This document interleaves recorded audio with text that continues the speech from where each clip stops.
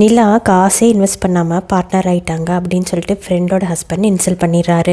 பார்த்தீங்களா சோழன், இதுக்கு தான் நான் காசே போடாமல் பார்ட்னராக அவ்வளோ யோசித்தேன் அப்படின்னு சொல்லிட்டு நிலா அழுக ஆரம்பிச்சிடுறாங்க. சோழனும் எவ்வளவோ சமாதானப்படுத்துகிறாரு. ஆனால் நிலா சமாதானம் ஆகவே இல்லை. உடனே சோழன் பாண்டியனுக்கு ஃபோன் பண்ணி நடந்ததெல்லாம் சொல்லி எப்படியாவது எங்கிருந்தாவது ஒரு 5 லட்ச ரூபாய் பணத்தை எப்படியாவது புரட்டி கொண்டு வா அப்படின்னு சொல்லிடுறாரு. பாண்டியனும் அலைஞ்சு திரிஞ்சு பணத்தை புரட்டி கொண்டு வந்துடுறாரு. ஃப்ரெண்டோட ஹஸ்பண்டை கூப்பிட்டு, இந்தாங்க, இப்போது நிலாவும் 5 லட்ச ரூபாய் பணம் போட்டாங்க. இதுக்கு மேலேயும் நிலாவை இன்சல்ட் பண்ணுற வேலை வச்சுக்காதீங்க. நிலாவை என்ன வேணால் பேசலாம், அவங்கள தட்டி கேட்குறக்கு யாரும் இல்லை அப்படிங்கிற நினைப்போட நீங்கள் இருக்க வேணாம்.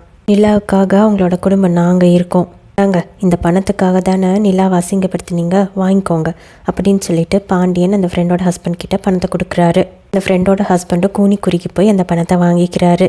நிலா கண்ணீரோட சோழனுக்கும் பாண்டியனுக்கும் ரொம்பவே நன்றி சொல்கிறாங்க.